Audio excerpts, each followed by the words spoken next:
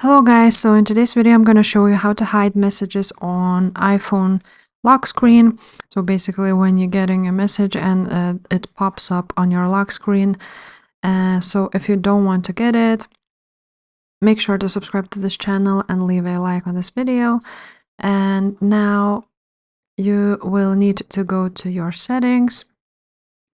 And after that you can see there is notifications, so you're going to click on that. And now you're going to scroll down until you see messages. And you're going to click on those messages. And as you can see, there are some alerts on lock screen. So you want to turn that off to not show it. And also there's lock screen appearance. So you can show previews either if it was always, you can do this only when unlocked or never. So that's that. Also notification grouping. And yeah, that's basically it. That's how you turn that off. If this video was helpful, please leave a like, subscribe to this channel, and I will see you next time. Bye.